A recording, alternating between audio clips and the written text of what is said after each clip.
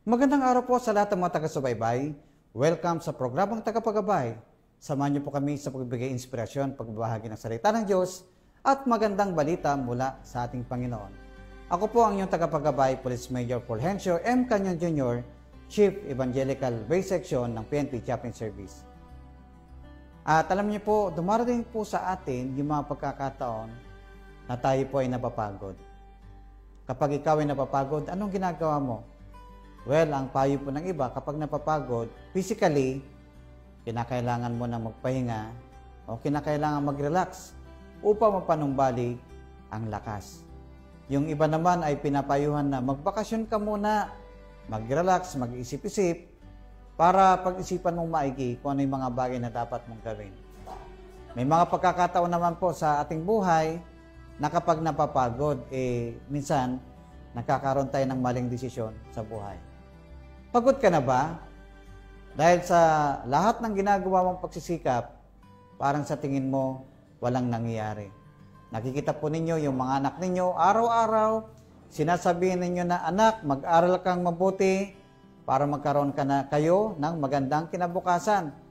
Pero ang nakikita po naman ninyo, yung anak ninyo, panay ang laro ng ML, panay punta sa internet cafe, at hindi nyo nakikitang nagre-review. Parang minsan, parang ayaw ko na. At sasabihin na lang natin sa anak natin, anak, pag hindi ka nag-aral ng maayos, tumigil na kayo sa pag-aaral. Dahil nakikita ko parang walang mangyayari sa inyong kinabukasan. Pagod ka na ba? Kapag dumating naman yung pagkakataon na trabaho ka ng trabaho, at lahat ng ginagawa mo, walang pumapansin. Walang nag-a-appreciate. Hindi nga sinasabi, ang ganda naman ng pagtatanim mo. Ang ganda naman ng ginawa mong design sa ating garden. Ang ganda naman ng ginawa mo sa ating kwarto. Walang appreciation. Wala.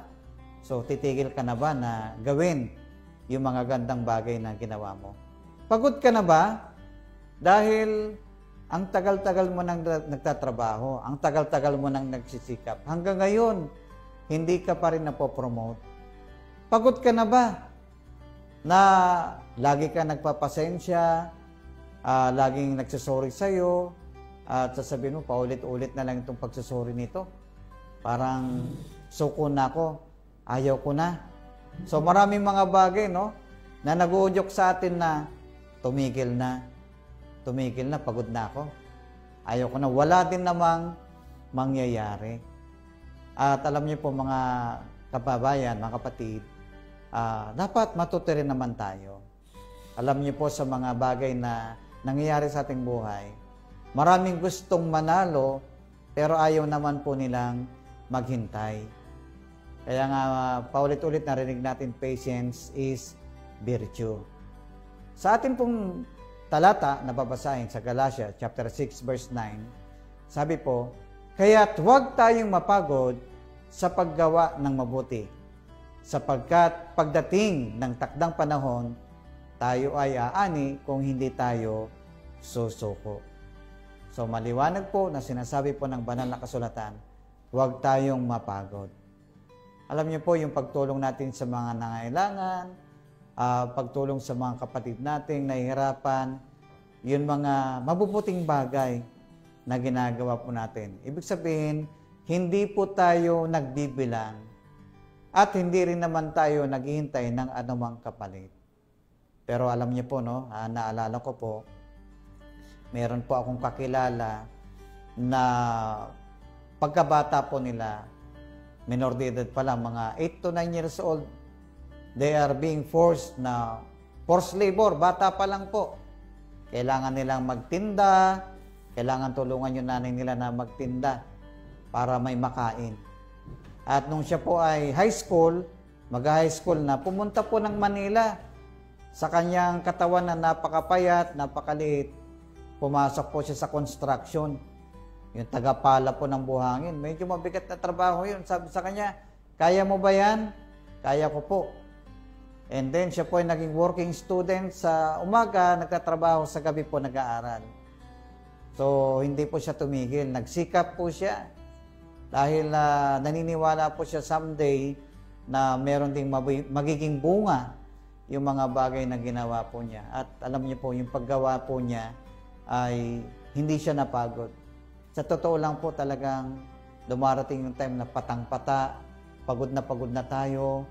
Pero kapag meron tayong iniisip na balang araw, yung aking sakripisyo, balang araw, yung aking ginagawa, hindi lang ako makikinabang, kundi yung aking mga kapatid, yung mga taong nakapaligid sa akin, yung mga taong nangailangan ng aking suporta. At alam niyo po, sa madaling salita, yun pong binabanggit ko ay akin pong ninong. At sa kanyang pagiging working student, medyo naka-establish na po siya sa kanyang inupahang bahay sa Manila. Sabi niya sa kanyang mga kapatid, pumunta kayo dito sa Manila, follow what I do, sundan niyo lang ako, walang problema sa titirahan, walang problema sa pagkain, basta mag-working student kayo. So, sinundan po yung kanyang footstep at yung kanyang po mga kapatid ay naging successful din at yung paghihirap na dinanas po nila nung siya po ay mga bata, nung sila ay mga bata, ay napalitan ng ginhawa. Bakit nagkaroon ng ginhawa? Dahil hindi po napagod. Hindi po siya sumuko, hindi po siya tumigil. Kaya naman, the rest is history. His life was never been the same again. Kaya naman po mga kababayan, kung tayo po ay tumutulong sa mga kapatid natin, sa mga nangailangan, huwag po tayong magbilang. Alam nyo, kapag nagbilang po tayo, and sometimes, yun nga, pag nag-expect tayo ng sobra-sobra. Pero huwag din naman tayong makalimot ng paalala sa kanila. Alam niyo po, lahat po ng kabutihan na ginawa po natin, balang araw ay aani po tayo. So might be hindi pa ngayon, no? Pero alam natin, when we invest to the people, yung mga taong nangailangan ng tulong mo, tulong pinansyal, nangailangan ng payo mo, nangailangan ng suporta mo, darating po ang panahon na yung kabutihang ginawa mo ay kanilang gagawin sa mga taong nangangailangan din po ng tulong. It is a chain reaction. Gumawa ka ng kabutihan sa isang kapwa, sa isang kapatid natin, gagawin din po niya hanggang sa mga susunod pang saling lahi. So, kapatid, huwag kang mapagod sa paggawa ng mabuti. Darating ang panahon, lahat ng kabutihang ginawa mo, hindi man bumalik sa iyo upang magpasalamat, kundi ginawa nila ito sa mga taong nangailangan. Then, yun na po yung atin pong consolation. Our consolation is to see people na nagtatagumpay o nagtagumpay dahil ikaw ang naging modelo. Dahil ikaw ang naging inspirasyon, dahil ikaw ang nagsakripisyo. Kaya po mga kasama, no? Ako bilang Pilipino, bilang lingkod ng bayan, hindi ako magsasawa na gumawa ng mabuti at tumulong sa mga taong nangailangan sa abot po ng aking pong makakaya. Kung ano yung mga bagay na magagawa po natin, higit sa lahat, mga bagay na mabuti. Sa mga magulang, huwag po kayong mapagod. Netaguyod po ang inyong mga anak. Dahil darating po ang panahon, kung kayo po ay naging mabuti sa inyong mga anak, sila rin po ay magiging mabuting magulang para po sa inyong magiging apo. So napakaganda na meron po kayong legacy na may papamana sa inyong pong pamilya. Meron kang legacy bilang lingkod ng bayan para sa bansang Pilipinas. Huwag kang susuko, laban lang. And someday, you will reap what you sow. Ginagawa po natin ang paglilingkod ng tapat at mahusay, hindi lamang po para po sa ating sarili, hindi lamang po para po sa ating bansa, kundi sa susunod na henerasyon ng bansang Pilipinas. Tayo po'y manalangin. Dakilang Diyos, patuloy ko pong idinadalangin sa iyo ang aming po mga kababayan, ang mga OFWs na nasa ibayong dagat. Sila po ay nagtatrabaho doon, nagsasakripisyo para po sa kanilang pamilya. At dalangin ko po na huwag po silang mapagod upang may taguyod po ang kanilang pamilya. At pagdating ng panahon, pagbalik po nila sa bansang Pilipinas, sa aming bansa, ay maranasan din naman po nila ang kaginhawaan. At dalangin po namin, sa amin po, nakasalukuyan, naglilingkod ngayon sa aming bansa. Nawa, tulungan mo po kami na huwag mapagod at magampanan po namin ang aming tungkulin para po sa aming bansa at para po sa aming mga kababayan. Gabayan mo po ang bansang Pilipinas. Gabayan mo po kami. Ito po aming dalangin sa iyong makapangyarihang pangalan.